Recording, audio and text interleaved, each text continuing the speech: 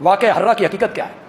مدینے کے کچھ لوگوں نے بغاوت کی، بیعت توڑی، کسی صحابی نے ان کا ساتھ نہیں دیا، کسی صحابی نے۔ یزید نے اس بغاوت کو کچلا اور ان لوگوں کو تہ تیک کیا۔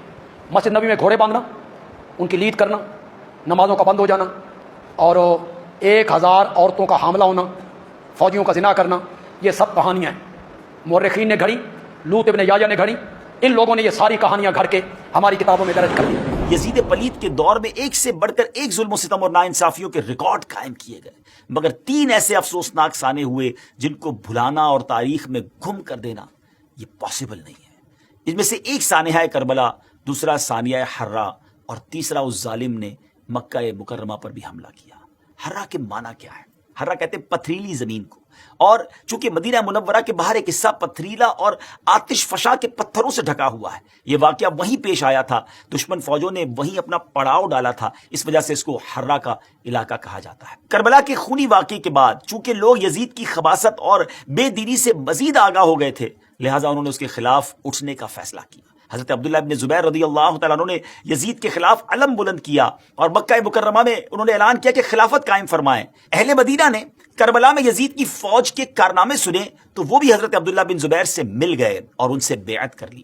اس بات کی خبر مروان نے یزید کو بھجوائی اور یزید نے یہ خبر سن کر مسلم بن عقبہ کو 12,000 کا لشکر دے کر روانہ کیا اور اس سے کہا کہ پہلے انہیں 3 دن کی مہلت دینا، اور اگر پھر بھی یہ بیعت نہ کرے تو پھر جنگ کرنا، اور جب غاصب ہو جاؤ، جب غالب ہو جاؤ تو پھر چند دن کے لیے لشکر کے لیے مباح کر دینا۔ یہ کتنی ظلم والی بات تھی۔ مباح کر دینے کا مقصد یہ ہوتا ہے کہ پھر لشکر کے حوالے کر دینا اہل مدینہ کا، وہ جو چاہیں کریں، جس کا مال لوٹیں، جس کی بے عزتی کرنا ہو، استغفر اللہ۔ اور پھر ان ظالموں نے جو کچھ کیا۔ اس کے بعد واقعہ حرہ بھی ہوا ہے، جو واقعہ کربلا سے بھی بعض اعتبارات سے زیادہ بھیانک اور زیادہ گھناؤنا واقعہ ہے۔ بنو امیہ کی تاریخ ہے جس کو لوگ جانتے ہی نہیں۔ مدینہ کے کچھ لوگوں نے بغاوت کی اور انہوں نے اس کے خلاف فوج بھیجی، اور فوج کو جو مدینہ فتح کر لیا 3 دن کے لیے حلال کر دیا، جو چاہو کرو، یہاں جسے چاہو مارو، جسے چاہو لوٹو، جس کا گھر چاہو برباد کرو، جس عورت کو چاہو ریپ کرو، اور یہ مدینہ النبی کے اندر ہوا۔ باقی میں نے اس پمفلٹ کے اندر بھی کور کیا ہے کہ 3 اس کے سیاہ کارنامے جو بڑے بڑے ہیں نا، جو تاریخ کی کتابوں میں نہیں، بخاری مسلم کے اندر رپورٹ ہوئے ہیں۔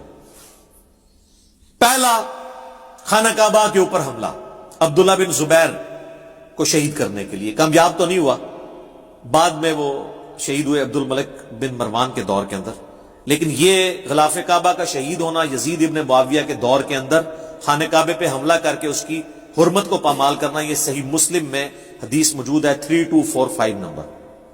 دوسرا واقعہ حرہ، کیونکہ جب سیدنا حسین شہید کر دیے گئے تو اہل مدینہ نے بیعت یزید کی توڑ دی، انہوں نے کہا اب کون سا خیر باقی رہ گیا، تو اس کے ریونج میں یزید نے چڑھائی کر دی مدینے کے اوپر۔ جو یہ کہتے ہیں جی وہ یہ تاریخی باتیں ہیں جی 600 صحابیات جو ہیں وہ نعوذ باللہ ان کے ساتھ بدکاری ہوئی اور صحابہ قتل ہوئے، مسجد نبی میں گھوڑے باندھے گئے، اس کو تو چھوڑ دیں سر، آپ انکار کریں واقعہ حرہ ہوا ہی نہیں ہے، پھر ہم آپ کو کہیں گے بخاری مسلم میں واقعہ حرہ موجود ہے، ٹھیک ہے۔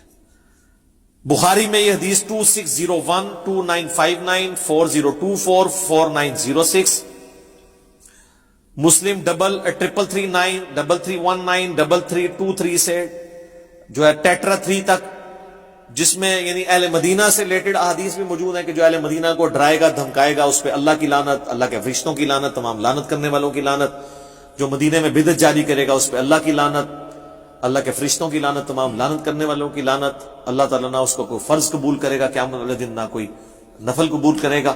واقعہ حرہ کا ذکر موجود ہے، یزید نے قتل عام کیا، اور یہ واقعہ حرہ اتنا سینسٹیو واقعہ ہے کہ اس کے اوپر پردہ ڈالا نہیں جا سکتا۔ کہتے ہیں سلف کا فہم یہی وہ واقعہ ہے جس کی وجہ سے امام احمد بن حنبل نے یزید کے اوپر بڑے سخت کامنٹس کیے تھے، کیونکہ اس میں تو کئی صحابہ شہید ہوئے ہیں۔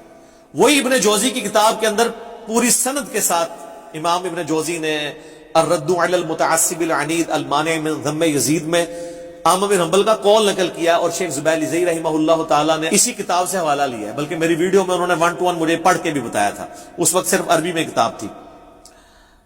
ابن جوزی نے اس کتاب میں نقل کیا ہے کہ امام اہل سنت احمد بن حنبل المتوفی 241 ہجری نے اپنے شاگرد سے فرمایا، ابن یحییٰ کو، جب اس نے یزید ابن معاویہ کے بارے میں پوچھا تو عامر حنبل کہنے لگے یزید وہی ہے جس نے مدینے والوں کے ساتھ وہ کرتوت کیے جو اس نے کیے. میں نے پوچھا اس نے کیا کیا؟ فرمایا اس نے مدینے کو لوٹا. میں نے پوچھا کیا ہم یزید سے کوئی حدیث لے سکتے ہیں؟ فرمایا یزید سے حدیث مت بیان کرو اور کسی کے لیے جائز نہیں کہ وہ یزید سے کوئی ایک حدیث بھی بیان کرے. میں نے پوچھا جب یزید نے یہ سب حرکتیں کی تھی تو اس کا ساتھ کس نے دیا تھا؟ تو انہوں نے فرمایا اہل شام نے. یہ کہتے ہیں جی کوفی تھے حضرت حسین کو شہید کرنے والے. بھئی وہ کوفہ کے اگر الفاظ بخاری میں آتے ہیں کہ عبداللہ بن عمر نے کہا کہ جب ان سے مکھی اور مچھر کا مسئلہ پوچھا گیا ان کا تم لوگ یہ بات کرتے ہو، تم نے تو حسین ابن علی کو شہید کر دیا جن کے بارے میں نبی علیہ السلام سے خود سنا تھا کہ حسن حسین دنیا میں میرے دو پھول ہیں. بخاری میں حدیث ہے. وہ کہتے ہیں وہ کوفیوں کو انہوں نے کہا. سر ظاہر ہے کہ کوفی انڈر کس کے تھے؟ آج اگر کوئی کہتا ہے پنجاب پولیس تو گورنمنٹ آف پاکستان کے انڈر ہے نا. یہ تو نہیں کہا جائے گا کہ پنجاب پولیس کا پرائم منسٹر سے کوئی تعلق نہیں ہے. تو کوفہ ایک صوبہ تھا شام کا، تو ڈائریکٹ عبید اللہ ابن زیاد کو گورنر کس نے لگایا ہوا تھا؟ یزید ابن معاویہ نے.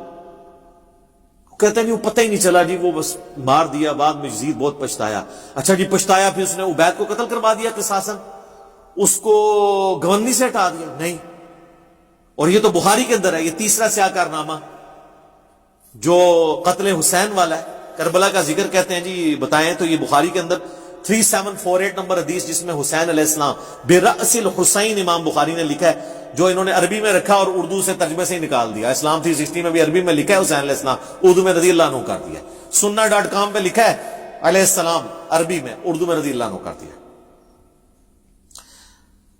تو یہ بخاری میں کربلا کا ذکر اس حوالے سے موجود ہے. ترمذی میں بھی ہے.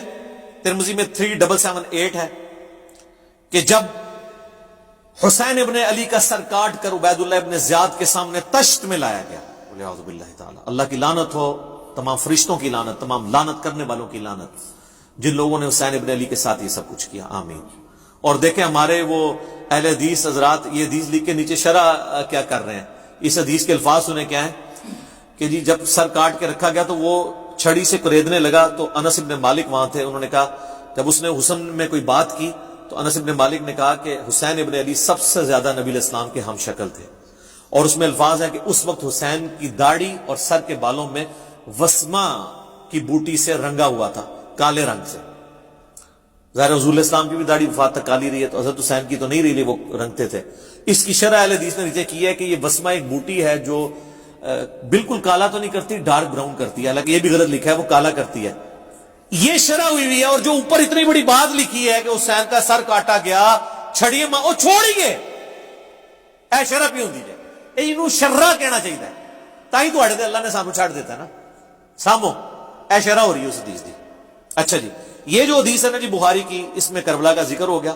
اسی طریقے سے بخاری میں اور مسلم میں ایک حدیث ہے کہ جب امام سجاد جو ہے امام زین العابدین شام سے واپس آئے مدینہ شریف تو مسور بن مخرمہ کہتے ہیں میں ان کی خدمت میں حاضر ہوا اور کہا کہ آپ کے پاس جو رسول اللہ کی تلوار ہے جو نبی علیہ السلام کے بعد حضرت علی کے پاس آئی، پھر مولا حسن کے پاس، پھر حسین علیہ السلام کے پاس، کربلا میں حضرت حسین وہ تلوار پکڑے ہوئے تھے، تو یہ تلوار آپ مجھے دے دیں، مجھے شک ہے کہ یہ لوگ آپ سے چھین لیں گے. کون؟ بریلوی دیوبندی اہل حدیث شیعہ بنو امیہ.